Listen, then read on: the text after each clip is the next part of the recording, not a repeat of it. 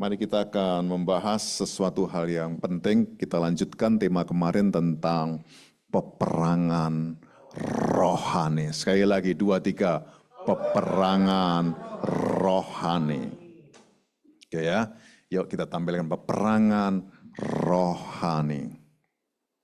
Oke, sudah siap?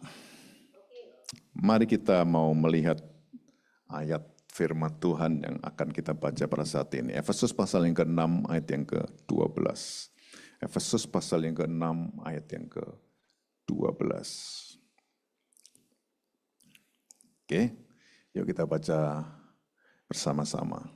2, 3. Karena perjuangan kita bukanlah melawan darah dan daging, tetapi melawan pemerintah-pemerintah, melawan penguasa-penguasa, melawan penghulu-penghulu dunia yang gelap ini, melawan roh-roh jahat di udara. Jadi musuh kita adalah,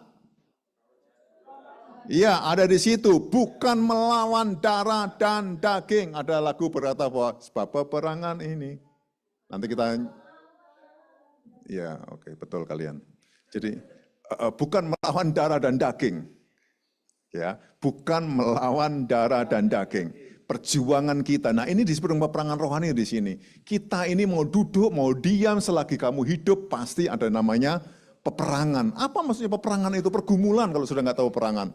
Di dalam hidup saudara itu ada sebuah pergumulan dalam diri saudara. Mana yang akan saudara pilih, mana yang akan saudara tentukan, mana yang akan saudara putuskan, itu tergantung dalam diri saudara sendiri. Tidak tergantung oleh siapapun, keputusan saudara yang akan membuat saudara menang ataupun kalah. Sekali lagi, peperangan rohani berbicara soal keputusan saudara.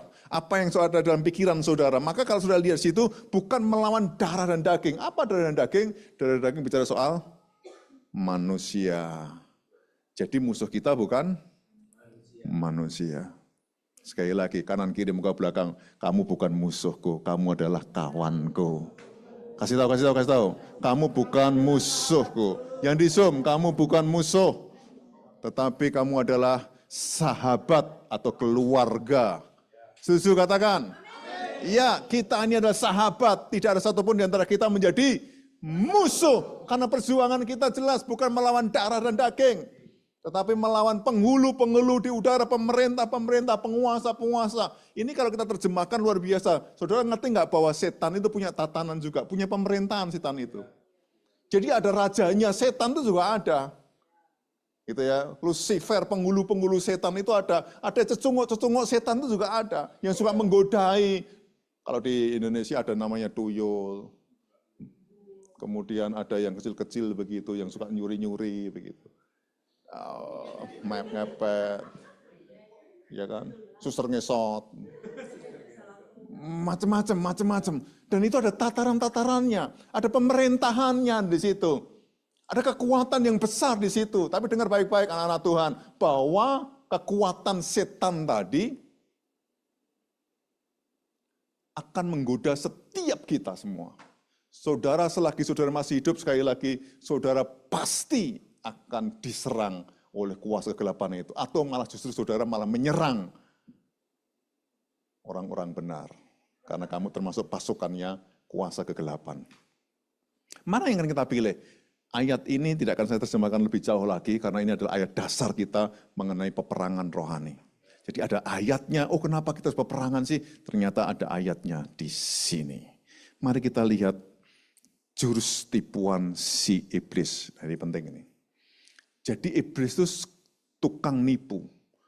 Yohanes berkata ayat 10 bahwa Yesus datang untuk memberikan kelimpahan, tapi iblis mencuri, membunuh, membinasakan. Tugasnya setan itu hanya itu saja. Sekali lagi, mencuri, membunuh, membinasakan dengan cara apa? Tipuan. Jadi kalau saudara menjadi orang yang suka nipu, berarti pakai jurus itu. Pakai jurusnya setan. Ya.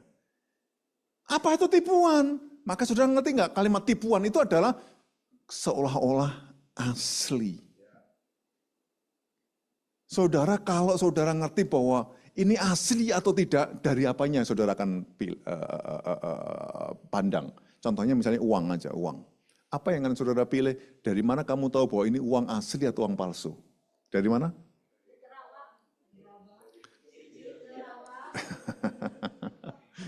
Iya. Ada di Rawang, di Raba, dan macam-macam. Oke, boleh, tapi itu pun masih bisa ketipu. Sangat bisa ketipu. Karena apa? Teknologi zaman sekarang itu hampir sama saja. Maka dibutuhkan sebuah alat untuk mengerti tentang bahwa itu asli atau tidak. Kamu nggak bisa mungkin menipu bank, karena bank mempunyai alatnya untuk apakah itu uang palsu ataupun itu uang asli, karena dia ngerti ada alat yang dipergunakan untuk mensensor itu. Saudara tidak akan bisa mungkin menipu orang yang ngerti tentang alat itu. Kalau saudara ngerti dan saudara tahu bahwa ada di dalam alarm hidup saudara namanya Roh Kudus dalam diri saudara, maka engkau gak gampang ditipu dalam kondisi apapun oleh si jahat tadi, oleh iblis itu sendiri. Kenapa? Kita mempunyai yang namanya alat ukurnya. Tapi kalau saudara hanya dirasa, dipandang, saudara masih bisa ketipu.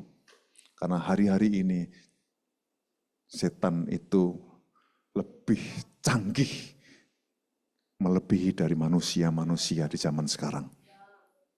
Oleh sebab itu jurus ini harus saudara perhatikan baik-baik.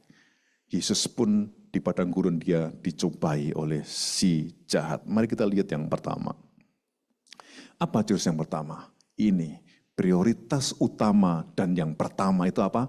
Mencari roti. Saudara, iblis itu ngasih jurus ini. Kamu hidup itu cari roti. Tanda kutip ya di situ. Cari duit, cari uang, kekayaan bangsa-bangsa. Kamu harus kaya. Kalau orang kaya itu nggak mudah untuk dijajah.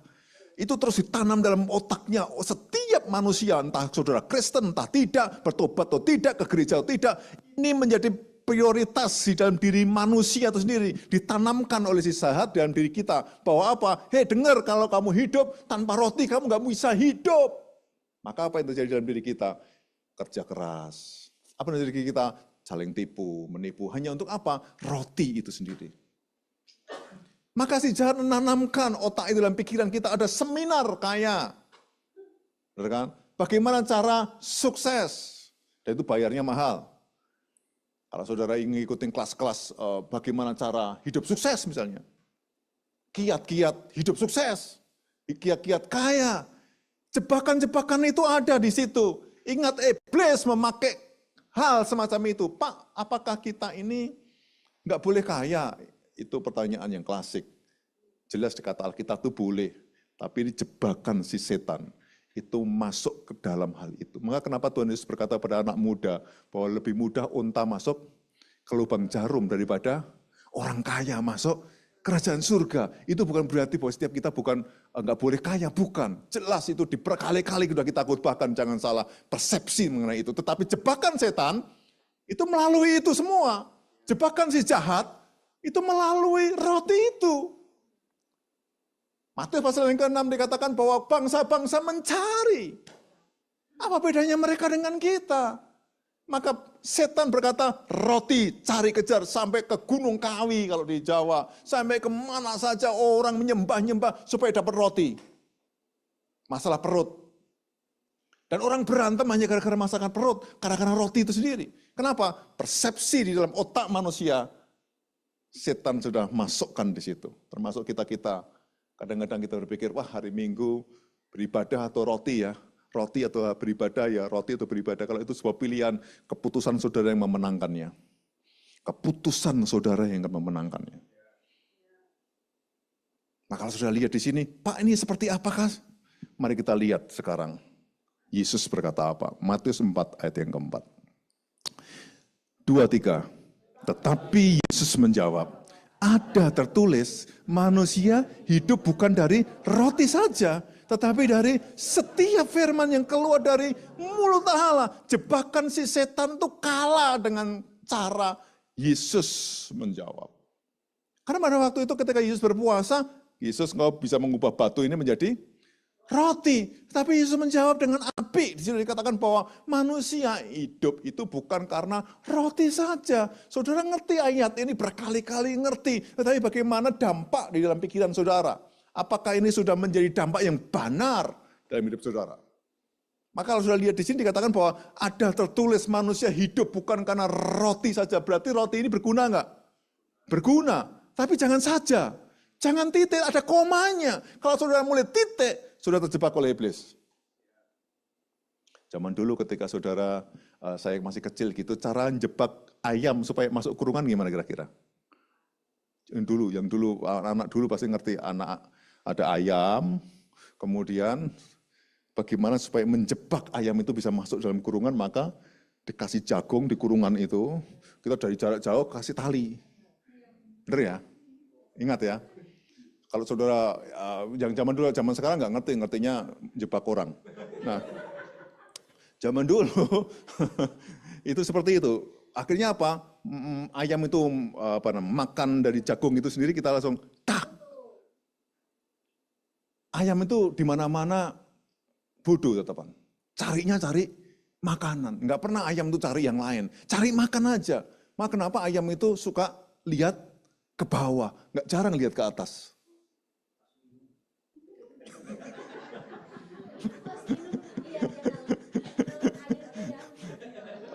Iya. Ya saya percaya karena temannya ayam sih.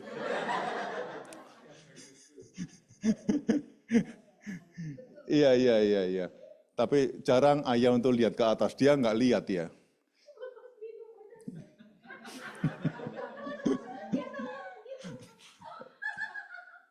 Oke, jadi maksud saya begini, ayam itu suka ada di bawah. Maka kenapa Yesus berkata bahwa carilah perkara yang di atas, bukan yang di bawah, bukan yang di bumi. Beda dengan anak Raja Wali. Anak ayam sama anak Raja Wali berbeda. Ayam itu selalu di bawah, Raja Wali naik ke tinggi. Justru semakin badai itu semakin kuat, semakin apa? Main-main dia di dalam badai itu. Saudara, anak ayam atau anak Raja Wali, itu keputusan saudara. Kalau saudara berkata anak ayam, maka saudara suka totol-totol, cari-cari ada di bumi itu. Mungkin bahasanya sama, di Timor Leste totol juga. Patok. Ya. Oke, nah saudara bisa ngerti mau saya. Kalau dia Raja Wali nggak begitu. Dia tahu bagaimana situasi kondisi yang ada. Setan suka menjebak soal roti itu. Supaya kamu patok-patok tadi. Totol-totol tadi. Padahal kita harus ngerti di atas itu seperti apa. Orang semakin hari semakin pengen mendapatkan roti yang banyak sekali.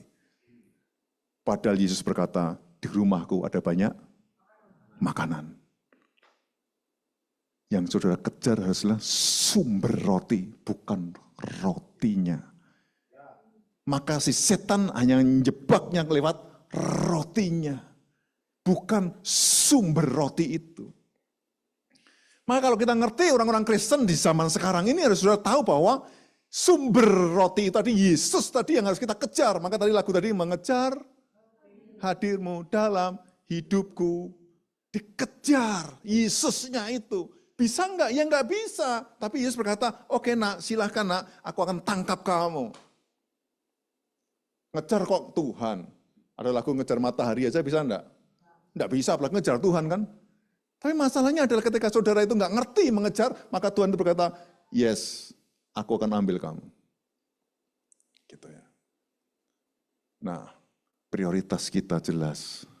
Roti yang dari surga, bukan roti yang ada di bumi. Kayak Yohanes pasal yang ke-6, 7, di sana berkatakan bahwa akulah roti hidup. Akulah roti hidup. Akulah roti hidup. Masih bersama dengan saya? Masih ya? Oke. Karena ini peperangan ya. Saya juga peperangan nih. Ada apa nih ya? Gitu, perang saya. Oke, yang menang adalah keputusan kita. Keluar dari mulut Allah itu adalah firman Tuhan. Jadi jebakan yang pertama harus saudara sudah lalui. Harus saudara menang terhadap jebakan itu. Ingat ya, roti ini bukan hanya soal makanan, duit, bukan. Hobi itu juga roti. Gitu ya. Media sosial itu bisa roti. Gitu. Jadi selagi kita ibadah, media sosial jalan. Oh no. Saudara harus ngerti bahwa roti itu banyak sekali artinya. Gitu ya. Ketika saudara datang ke tempat ini, saudara harus ngerti, saudara mencari sumber roti, bukan roti itu sendiri. Maka saya terjemahkan roti banyak sekali, ya, tapi saudara paham bahwa roti itu bicara soal hal-hal yang sifatnya adalah duniawi. Mari kita lihat jurus setan yang kedua. Mukjizat. Saudara, kadang-kadang Kristen itu yang menjadi tujuan utamanya adalah mukjizat. Aku harus dapat mukjizat. Aku harus dapat sesuatu yang besar terjadi. Jebakannya itu. Kadang-kadang seorang pengkhotbah, ketika ada rekan-rekan kita atau teman-teman kita yang melayani dengan kuasa Tuhan yang luar biasa begitu ya. Kadang-kadang saya minder saya. Aduh, nanti kalau saya tumpang tangan orang itu nggak ngapa-ngapain. Itu sering terjadi dalam otak saya. So, ketika kita KKR gitu ya, di suatu daerah tertentu. Kemudian, Pak, mereka pada minta didoakan, altar call. Apa yang ada dalam pikiran saya? Peperangan rohani. Nanti kalau saya doakan nggak sembuh yang sakit, waduh gimana, malu nih kita. Oh nanti kalau saya doakan kemudian nggak terjadi apa-apa, aduh rasanya kayak apa ya. Sementara minggu sebelum saya itu ada hamba Tuhan yang dipakai Tuhan lewat kuasa Tuhan. Brosurnya begitu, saya lihat, minggu kemarin dahsyat nih anak ini. Tumpang tangan, orang pada nangis, orang pada jatuh-jatuh. Sementara yang datang diumumkan besar begitu. PS dari Korea, saudara. Kemudian tiba-tiba kita berpikir, ini peperangan rohani gimana ini? Padahal karunia saya, ini bukan bicara soal hal-hal bagaimana menumpang tangan sembuh siap, walaupun itu harus terjadi dalam kehidupan kita. Tapi pikiran kita berkata bahwa gini, kamu nggak bisa apa-apa loh. Kamu nggak bisa kalah sama pendeta itu, kalah sama pendeta itu. Apa yang terjadi dalam otak saya? Minder kita. Karena apa? Saya membandingkan dengan pendeta itu. Tetapi ketika mulai kita ngerti firman Tuhan, saya nggak jadi minder. Saya tetap menjadi sesuatu yang berbeda. Pengajaran-pengajarannya menjadi berbeda. Saya mungkin bukan ada di dalam di situ, walaupun kita semuanya dikasih karunia yang sama untuk tumpang tangan atas orang sakit sembuh, untuk mendoakan supaya menengking kuasa kegelapan juga lari setannya. Sama, tapi caranya yang berbeda. Setiap saudara punya cara yang berbeda. Ingat, jebakan setan adalah harus ada mukjizat. Ingat ya. Dipikir kalau dalam diri kita kalau sudah ada mukjizat, wah ini dahsyat, keren, habis. Saudara ngerti nggak kisah para rasul itu bicara soal apa? Kisah para rasul ketika Yesus naik ke surga diturunkan Roh Kudus, masih ingat pada waktu itu murid-murid Yesus diapain? Dianiaya. Ada mukjizat di situ, justru dalam penganiayaan itu timbul suatu kesetiaan dan hasilnya adalah mukjizat. Tetapi bukan yang dikejar mukjizatnya. Justru penganiayaannya. Kesaksian Paulus, dia dikejar-kejar, dia dihakimi, dia masuk penjara, dari penjara satu ke penjara yang lainnya. Hasilnya adalah mukjizat juga terjadi, tapi dengan cara-cara yang berbeda. Zaman sekarang kesaksiannya adalah aku punya rumah, diberkati Tuhan dengan pergi keliling dunia, aku punya private jet, aku punya semuanya, pasangan hidup yang bagus, ya kan? Jarang berdoa karena saya dianiaya, karena Injil diberitakan, ada kuasa mukjizat, saya masuk penjara ke penjara yang lain. Kemudian Tuhan menjawab segala doa-doa di penjara itu, penjaranya menjadi goncang dan roboh. Jarang sekali. Kenapa? Fokusnya adalah diberkati tadi. Diberkati itu penting, penting. Tapi jangan menjadi fokus utama dalam kekristenan. Karena kalau enggak, kamu kecewa dengan Tuhan. Kecewa pasti. Kenapa? Yang diajarkan adalah blessing terus. Pikul salibnya kapan? Tapi kalau saudara dikasih pikul salib terus, blessingnya kapan? Kristen kok sengsara terus. Kristen kok harus disiplin terus. Tanpa ada janji-janji Tuhan. Maka itu juga tidak akan menjadi keseimbangan dalam diri kekristenan. Mari kita baca ayat yang ke-6 dari Matius pasal yang ke-4. Baca bersama saya 2, 3. Lalu berkata jika engkau anak Allah, jatuhkanlah dirimu ke bawah. Sebab ada tertulis, mengenai engkau, ia akan memerintahkan malaikat-malaikatnya. Dan mereka akan menatang engkau di atas tangannya, supaya kakimu jangan. Iya, ini disuruh akrobat, kan ada mukjizat Tuhan. Pasti coba kamu turun dari hubungan yang paling tinggi, kemudian jatuhkan dirimu. Bukankah tertulis bahwa malaikat-malaikat akan menatang kamu? Apakah benar ayatnya begitu? Pernah nggak cek ayatnya begitu? Iblis itu memodifikasi firman Tuhan. Kalau sudah nggak ngerti ayat per ayat, dimodifikasi sama setan, dipikir itu ada ayatnya. Maka teman saya berkata bahwa selalu pengkhotbah bilang ada ayatnya, padahal belum tentu ada ayatnya, tapi pengkhotbah berkata ada ayatnya loh. Hati-hati dengan kalimat ada ayatnya. Itu juga jebakan dari kuasa kegelapan. Hanya untuk membuat argumentasi kita kuat, maka kita memakai kalimat ada ayatnya. Kalau disuruh mana ayatnya, nggak ngerti juga. Tapi ada kok, pernah baca kok aku. Nah, gitu. Ternyata salah ketika dibaca. Hati-hati dengan itu. Yesus, apa yang terjadi di situ? Ini perkataan setan. Jika engkau anak Allah, jatuhkanlah dirimu. Nanti kan pasti ada mukjizat. Pasti akan ditatang di situ. Maka kita disuruh sesuatu hal yang besar. Saudara, ketika kita menonton debat antara agama-agama kita, selalu berkata Markus 16 itu, coba tanda-tanda orang percaya ini menyertai kamu, minum racun maut tidak akan mati, ayo minum racun, baikon. Langsung begitu, pernah ya, di YouTube pernah ya. Aneh sekali, kita ini disuruh untuk mengadain mukjizat. Itu jebakan. Kalau nggak percaya itu ada ayatnya itu, Markus 16 tuh, 17 tuh. Baca, sekarang sediakan baikon. Minum, mati nggak kamu? Nah, ini orang bodoh yang nggak ngerti Alkitab. Sehingga kalau disuruh jebak, kemudian oke kita minum. Ya nggak bisa begitu. Gitu loh. Karena apa? Tujuan kita adalah bukan mencari kuasa mujizat itu sendiri. Tapi sang mujizat itu.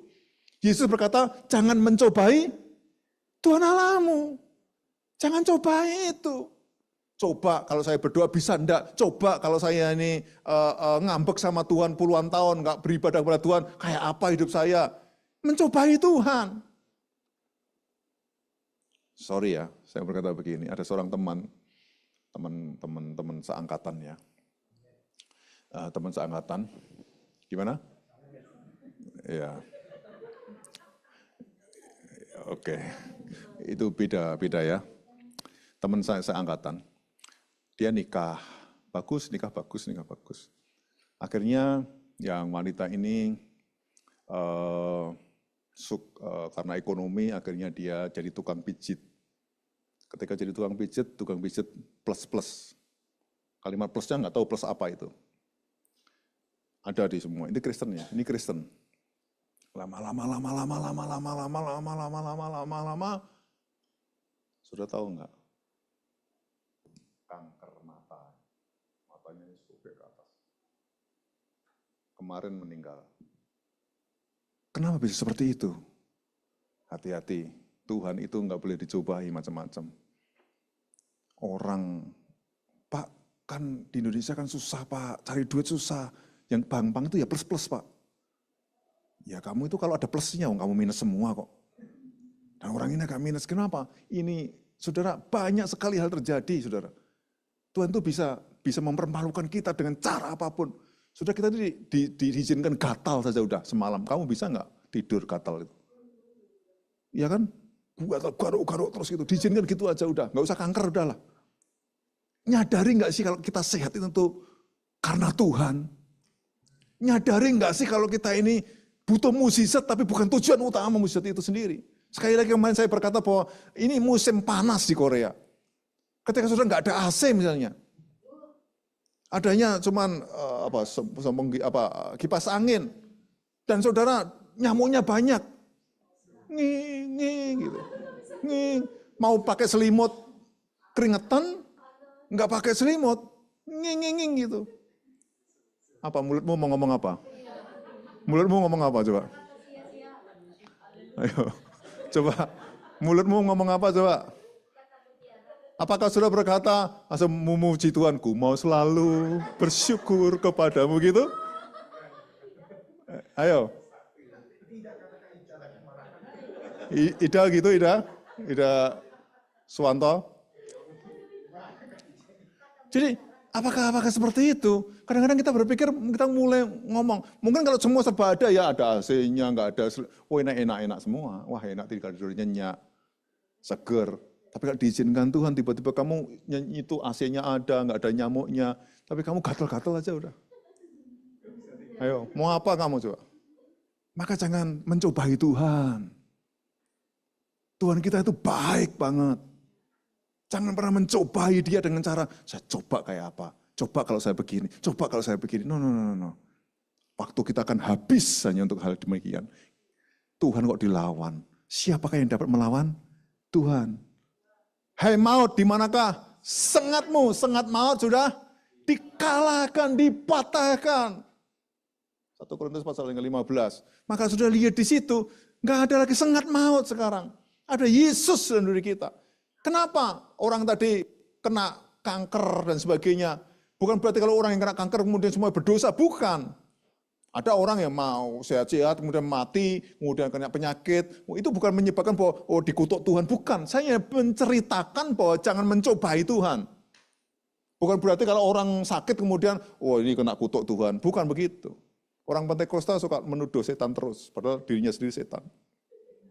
Ya kan, orang Pentakosta begitu, misalnya tiba-tiba HP ini jatuh gitu, wih, haleluya, ada setan masuk di sini. Ya kan? Tiba-tiba internetnya mati, kemudian tiba-tiba, wah kita diganggu karena kita sedang peperangan rohani. Ya karena internetnya kabelnya putus mungkin begitu. Ini nggak saya ngerti nggak mas saya? Orang Pentakosta kadang-kadang selalu, tapi ada benernya mungkin ya iya, tetapi ada sesuatu hal yang jangan sampai nuduh setan terus. Setan juga marah loh kalau dituduh terus.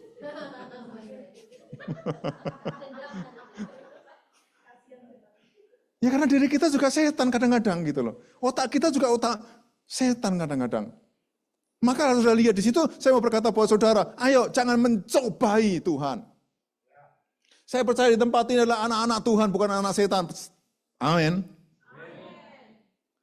Kalau setiap saudara ngerti ini, maka saudara hidup saudara akan penuh dengan sukacita di hadapan Tuhan. Maka jebakan setan ini adalah, ini loh, aku bisa mendatangkan mukjizat. Gitu setan. Ini loh, Tuhanmu kan harus berdoa puasa dulu. Toh kalau doa puasa pun, kamu kan gak kuat toh. Nah aku langsung, tak kasih. Setan tuh jalur cepat. Tapi masuk maut juga jalur cepat. Gitu. Setan tuh ngasih satu bujukan-bujukan. Kalimat itu kan susah kan. Saudara pernah nggak, mungkin saudara atau teman-teman saudara ketika masuk ke dalam sebuah instansi, atau saudara cari SIM aja di Indonesia gitu. Cari SIM gitu kira-kira di depan-depan zaman dulu ya, zaman sekarang saya nggak tahu. Di depan-depan itu sudah mau cari SIM mas, mau lewat yang mana, jalur apa, nah gitu. Kalau lewat ke kita silakan mas, habis gini, udah pokoknya dia hanya tinggal duduk, ngawur aja, lulus. Bayar sekian. Tapi kalau mau cepat ya silakan. Saya pernah digituin. Silakan lewat jalur sana. Digagalin sama mereka. Gagal. Tapi apakah saya menyerah? Tidak. Saya SIM motor enggak sama sekali, enggak pakai duit mereka semua. Saya langsung ke polisinya. Dan digagal memang gagal, enggak apa-apa. Saya jalanin itu. Dan berhasil kok. Nah yang kedua lain lagi. Karena saya sudah di Korea kan, pengennya telepon aja gitu. Karena jemaat ada yang Kapolres, ada yang terpangkat yang lumayan lah. Ada yang teman saya Kombes, gitu ya. Jadi kalau ada kayak begitu tinggal telepon. Siapa? Nah, gitu. Lumayan kan? Dosa enggak? Dosa. Dosa Bu. Jangan seneng-seneng dulu. Dosa itu. Tapi kan saya sudah perpanjangan doang, ini nggak apa-apa. Karena kan udah ujian kan, tinggal perpanjangan saya. Gitu, jadi nggak ada sedikit dosanya.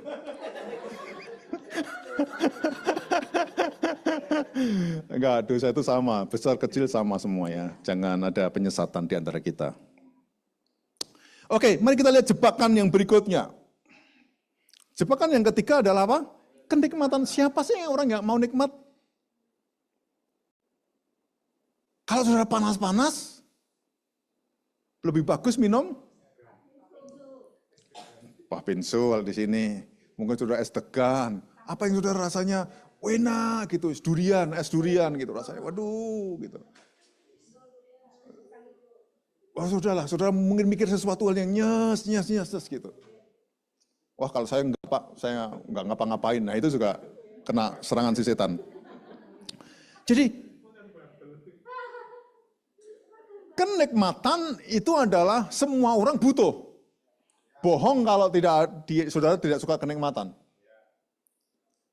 Masak pun saudara butuh yang nikmat. Wah ini enak sekali ini. Duduk di sebuah gereja juga butuh nikmat. Maka kenapa di semua di seluruh dunia, contohnya di Korea nih ya, di Korea itu ada gereja banyak sekali. Di Indonesia juga banyak sih. Orang itu bisa milih sekarang, nikmat nggak duduknya di situ.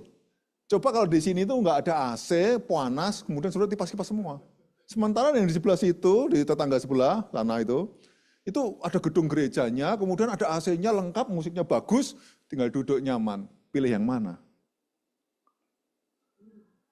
Saudara berkata, saya tetap yang penting Tuhan Pak, panas nggak apa-apa.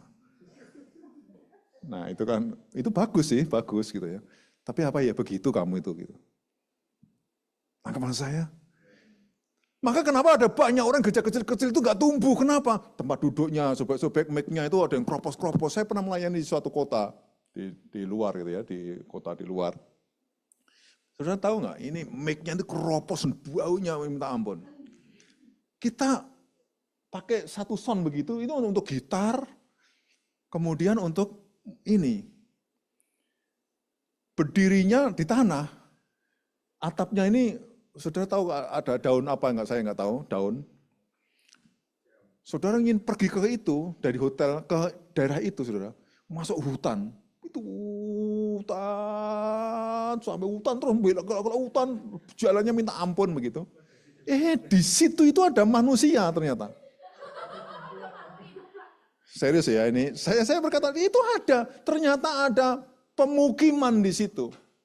Saya berkata, Tuhan Yesus, kamu itu loh, bahagianya minta ampun harusnya di sini. Serius, kalau saya datang ke rumahmu mungkin juga hampir sama Kak gitu, nggak tahu saya ya.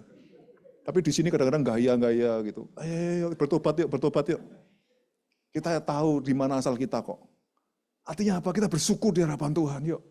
Ketika saya datang di situ, mari Pak, sudah tahu nggak? Air putih itu dikasih gula, utek. Mari Pak minum. Air putih kasih gula rasanya kayak apa gitu. Pernah nggak? Gitu. Pak nggak usah Pak, dan itu airnya butek gitu. Tapi hamba Tuhan harus menerima, nggak boleh nolak.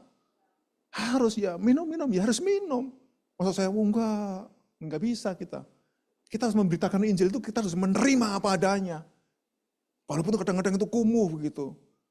Waduh ngeri lah, kalau saya ceritakan ngeri. Nah saya ceritakan yang ini aja, bukan makanannya. Kalau makanannya udahlah bikin pusing. Ini saya udah di Korea ya, jangan dipikir saya nggak di Korea. Ini dulu ketika saya pulang ke Indonesia. Nah apa yang terjadi itu sekitar tahun 2005-2006 ya, 2006. Nah yang terjadi adalah kami khotbah ini. Duh Tuhan, padahal kita ini dibuang-buang kadang-kadang di sini. Kadang-kadang saya melihat, saya kasihan dengan gereja. Pendetanya itu punya anak 2. Jemaatnya segini ini, hidup dari mana kira-kira? Maka ketika saya melihat kayak gitu, kenapa saya harus tidak mengucap syukur dengan Tuhan? Itu pendeta pun hidup. Dia kalau nyekolahkan anaknya, dia harus keluar hutan dulu, dia besok ada ke sekolah di situ. Pak, ini gimana kalau sih harus keluar di sana dulu Pak? Gitu. Kasihan banget. Ini pendeta, hamba Tuhan. Saya nggak sebut merek gerejanya. Pokoknya gereja haleluya lah. Gitu. Ya, jemaatnya nggak banyak. Berapa keluarga begitulah.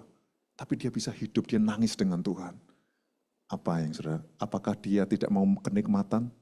Ya, dia mau kenikmatan. Tapi di sebuah pilihan dalam hidupannya. Gitu loh. Pak, kenapa kok nggak pindah di kota sana aja yang banyak penduduknya? Wah, nanti di sini siapa Pak yang akan beritakan Injil? Lah, bener kan?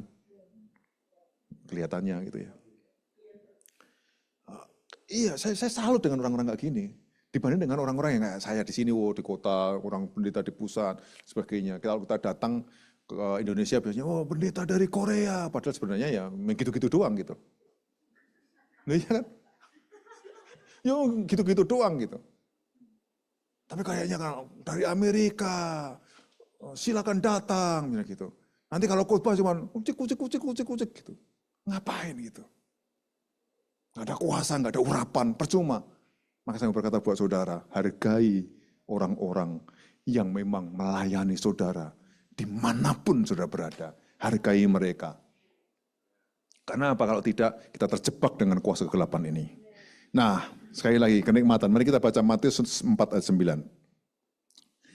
2, 3, dan berkata kepadanya, semua itu akan kuberikan kepadamu jika engkau sujud menyembah aku. Setan ngasih sesuatu, semuanya kuberikan, kenikmatan dunia kuberikan kepada engkau, Yesus. Ini Yesus di padang gurun ya ceritanya, jangan lupa. Sehingga yang terjadi, setan ingin menjebak Yesus supaya Yesus menyembah. Padahal jelas, sembah itu kepada siapa? Tuhan. Kenikmatan ini menjadi di mana-mana menjadi sebuah tren. Kalau orang nggak nikmat, nggak mau ke gereja. Anak-anak sekarang, zaman sekarang saudara, maka kenapa hamba-hamba Tuhan itu dibutuhkan kreativitas yang luar biasa. Kenapa? Kalau dia nggak nikmat sedikit, khotbahnya nggak nikmat, khotbahnya nggak bagus, musiknya nggak baik, nggak mau ke gereja. Nggak mau gereja. Ngapain gereja? Untuk apa gereja? Kenapa? Nggak nikmat lah.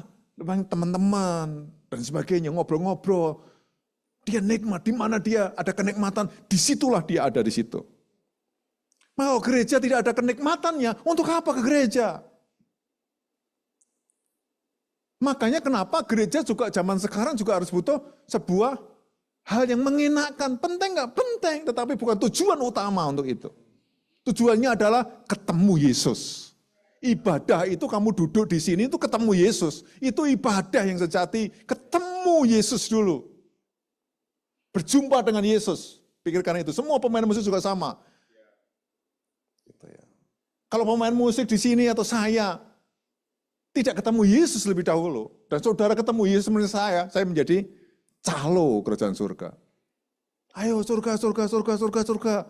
Saudara ke surga, sayanya enggak, masih di situ terus. Percuma, kenapa yang di depan ini harus ketemu Tuhan lebih dahulu sebenarnya. Supaya transfer spirit dengan saudara semuanya. Maka kenapa kita harus berdoa, kenapa kita harus dimemuridkan, kenapa kita harus bersyukur di hadapan Tuhan bersama-sama. Itu penting buat kita. Inilah yang saya mau katakan buat saudara, bahwa setan kasih jebakan yang seperti itu. Semua aku kasih. Tapi ingat ya, sembah aku, jangan sembah dia. Jangan sembah dia, jangan ibadah kepada mereka, jangan ke gereja. Gitu. Tapi kumpulan ini saja, jangan menyembah Tuhan Yesus, tapi sembahlah aku, kata setan. Kasih kenikmatan itu. Peperangan rohani, jangan lupa ya tadi judul kita peperangan rohani. Mari kita melihat satu teks ayat. Kejadian pasal yang kedua, ayat yang ke-16 dan 17, itu adalah di mana kejatuhan manusia. Mari kita baca di situ. 16 dan 17. 2, 3, lalu adakah? Kalau enggak ada, oke ya. Klik satu lagi ya. Kenikmatannya klik satu lagi aja, enggak apa-apa. Oke. Itu Matius 4 ayat yang 10, jawaban Yesus adalah seperti itu. Langsung saja ke berikutnya. Yuk, kita mau melihat ayat yang Kejadian 2 ayat yang ke-16. Nah, otoritas itu dicuri. Saudara tahu kalimat otoritas itu dicuri. Dicuri sama siapa? Setiap saudara itu diberikan otoritas sama Tuhan. Benar ya? Jebakan-jebakan setan tadi itu membuat saudara nggak punya kuasa. Ketika saudara mulai tertipu dengan kuasa kegelapan tadi. Mari kita baca. Saya sudah bilang Kejadian 2. Bisa kelihatan enggak? Yuk kita baca ayat 16-17. Lalu Tuhan Allah memberi perintah ini kepada manusia. Semua pohon dalam taman ini boleh kau makan buahnya dengan bebas. Tetapi pohon pengetahuan tentang yang baik dan yang jahat itu janganlah kau makan buahnya, sebab pada hari engkau memakannya pastilah. Setan menjebak ini sekarang. Sebenarnya Tuhan ngasih apa? Otoritas semuanya. Waktu Adam dan Hawa diberikan taman pada waktu itu, apa yang terjadi? Tuhan berkata, semua yang ada di tempat ini kamu boleh makan. Kamu boleh namai satu persatu. Semua dinamai oleh Adam dan Hawa. Semuanya ada, serba ada. Ketemu sama Tuhan Yesus gampang, Tuhan pada waktu itu. Tetapi setan tidak mau otoritas tadi dipakai oleh manusia. Maka dicurilah otoritas tadi. Setan butuh otoritas enggak? Butuh. Enak ini Adam Hawa ini. Dikasih semuanya ini. Enak mereka ini. Hanya makan minum, dan dia enggak usah kerja, enggak ngapa-ngapain. Pokoknya enak banget. Tak kasih sesuatu. Jebakan. Apa itu? Justru Hawa pada waktu itu ketika dia jalan-jalan, maka ada buah yang pada waktu itu disuruh sama Tuhan, jangan kau makan, jangan kau makan. Kalau kamu makan, mati. Tapi iblis ngasih modifikasi firman.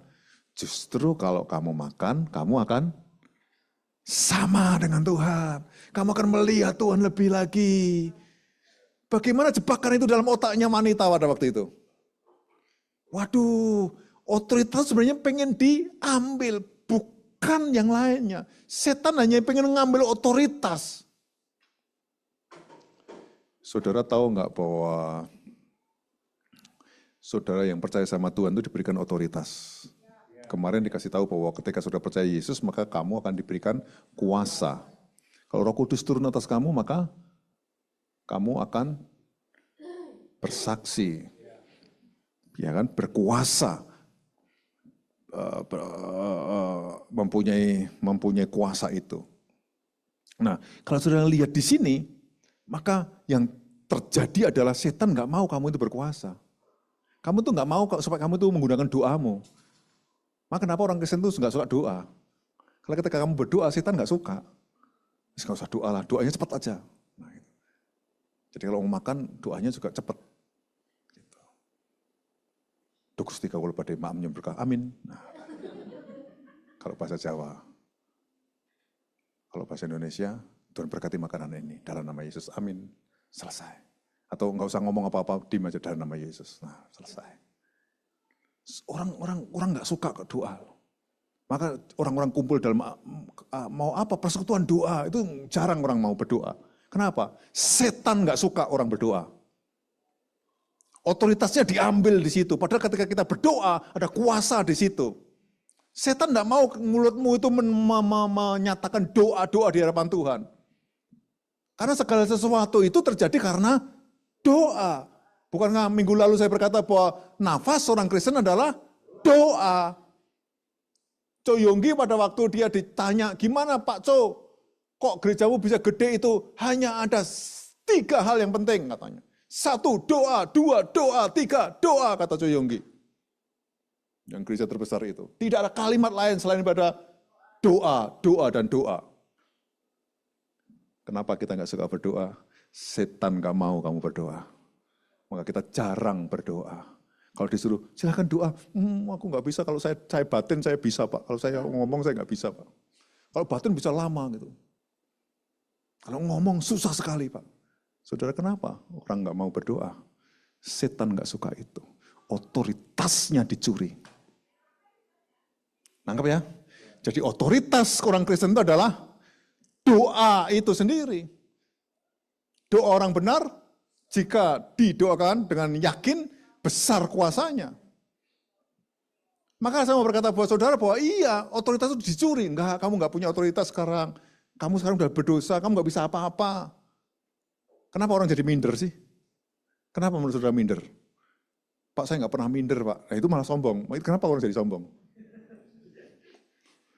Kenapa sih? Ada banyak hal yang terjadi dalam diri kita. ada yang dicuri. Ingat ya, ada yang dicuri.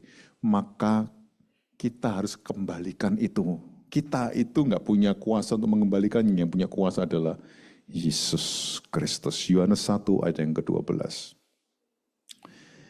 Mari baca agak cepat ikutin saya ya. Oke. Yohanes 1 ayat yang ke-12. 2, 3. Tetapi semua orang yang menerimanya diberinya kuasa supaya menjadi anak-anak Allah. Yaitu mereka yang percaya dalam namanya, dikembalikan oleh Yesus Kristus itu. Tadinya dicuri sama setan. Setiap saudara ketika belum bertobat dicuri, kamu nggak punya kuasa sebelum bertobat.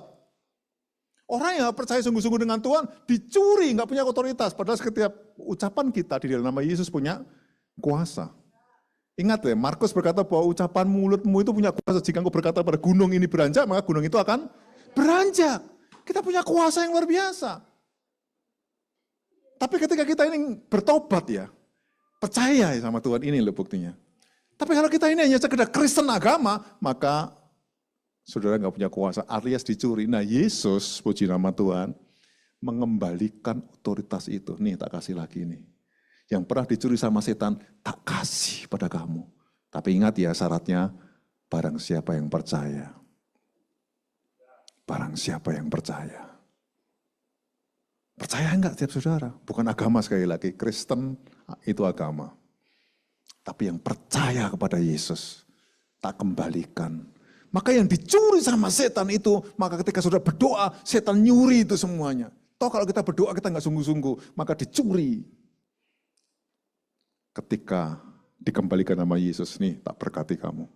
Nih tak berkati. Kamu pengen nikmat toh? Tak kasih kenikmatan. Tapi pikul salib dulu ya. Nih kamu pengen apa lagi? Kamu pengen roti kan tadi? Tak kasih roti nih. Tapi ingat ya, percaya. Percaya. Percaya. Itu penting buat kita. Percaya, ingat ya. Kamu butuh apa? Pasangan hidup? Nih tak kasih. Hawa aja tak ku bentuk kok. Tak kasih buat kamu. Tapi percaya ya, percaya ya. Maka kuasa itu dikembalikan bagi orang yang percaya. Gereja yang nggak punya kuasa berarti gereja yang tidak percaya. Dia mengkhotbahkan tentang mukjizat tapi nggak percaya mukjizat. Dia mengkhotbahkan tentang kesembuhan tapi nggak pernah percayakan kesembuhan. Maka yang terjadi apa yang terjadi? Nggak percaya, nggak ada yang terjadi mukjizat apa-apa. Benar kan? Masih ingat nggak ketika Yesus di kotanya sendiri dia nggak nyembuhin apa-apa? Karena apa? Karena seorang nabi tidak dihargai di tempat asalnya. Nggak dihargai sama tempat asalnya. Kenapa nggak dihargai? Kenapa?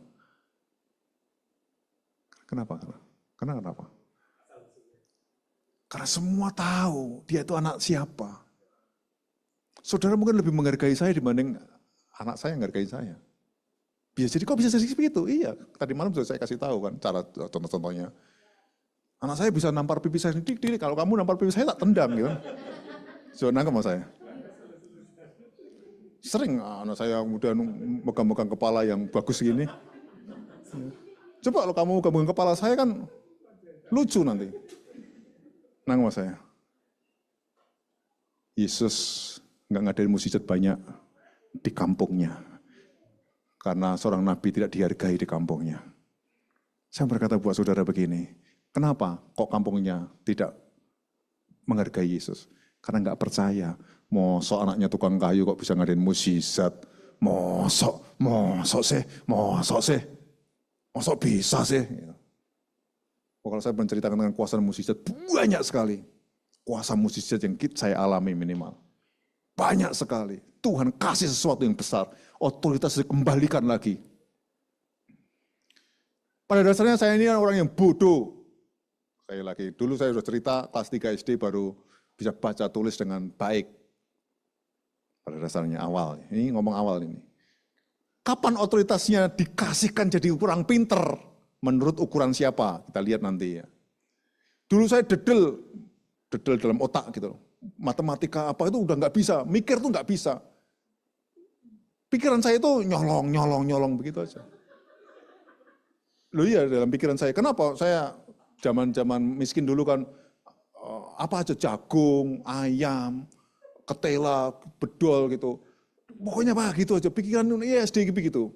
Tiap malam itu begadang nggak gitu, mikirnya nggak bisa mikir matematika, itu nggak ngerti gitu. Besok ada Eptanas gitu, nggak belajar saya. Sama sekali nggak belajar. Pokoknya dikasih, lu besok kamu Eptanas kan? Gitu. Nggak mau belajar. Gitu. Aneh kan? Otoritasnya dicuri sama setan. Setan mau menghancurkan masa depan saya. Setan mau menghancurkan bahwa kamu itu hidupnya nggak berguna. Bodoh banget. Apapun itu saya nggak ngerti, nyanyi aja fales. Selalu nggak bisa hafal nada-nadanya. Zaman dulu lagunya adalah Garuda Pancasila, akulah pendukungmu, gitu kan. Itu aja saya nggak ngerti. Patriot Proklamasi. Ada yang tahu nggak? Kamu tahu nggak? Jangan-jangan kamu nggak ngerti. Nggak boleh pulang kamu nggak tahu. Ya kan? Pribang, pribangsaku. Harusnya apa? Nah, saya pribang, pribangsaku gitu. Sama ya? Ya otaknya bodoh berarti. Ya kan? Kita pribadi kan, tapi pribang banyak sekali yang salah gitu. Dan kalau malu langsung enggak kencing di tempat saya. Udah gede itu SMP minim. Aduh Tuhan bodoh banget, dicuri loh. Saudara, ada orang yang suka dicuri. Saudara, saya bertobat akhirnya dikembalikan sama Tuhan. Belajar itu menjadi mudah, ngafalin ayat itu jadi mudah. Dalam otak saya jadi ngerti. Sekolah itu jadi kayak mudah, dipermudah semua sama Tuhan. Padahal tadinya bodohnya minta ampun. Kamu yang merasa bodoh dalam diri kamu, ingat setan sedang mencuri otak kamu. Tuhan ingin mengembalikan otak yang pintar, yang bijaksana di hadapan Tuhan. Setiap saudara, belajarlah maka bersama dengan Tuhan, kamu akan dapat sesuatu yang besar. Terakhir, kita bicara soal tembok Yeriko yang runtuh. Tembok Yeriko itu gede atau enggak? Besar. Mari kita baca ya, Yosua 6 ayat 20. 2, 3. Lalu bersoraklah bangsa itu, sedang sangkakala ditiup. Segera sesudah bangsa itu mendengar bunyi sangkakala, bersoraklah mereka dengan sorak yang nyaring. Maka runtuhlah tembok itu, lalu mereka memanjat masuk ke dalam kota, masing-masing langsung ke depan dan merebut kota itu. Tembok yang besar dikelilingi 13 kali, bersorak pakai trompet, kok roboh? Masuk akal enggak sih? Enggak. Inilah cara peperangan rohani itu menurut petunjuk Tuhan, bukan karena karya otak manusia sendiri itu. Maka saudara ada di tempat ini, kalau Tuhan bicara soal sesuatu hal harus dikerjakan, makanya terjadilah yang dahsyat. Tembok yang dikelilingi saja kok runtuh. Ini gimana kira-kira? Saudara, apakah hari-hari terjadi begitu? Banyak terjadi. Banyak terjadi. Kita ini kan doa keliling terus setiap minggu ketiga. Saudara kan setiap kota, setiap daerah kamu itu tanpa kamu sadari kita kelilingi untuk berdoa. Bukan supaya kamu itu celaka, bukan. Supaya kamu itu selamat.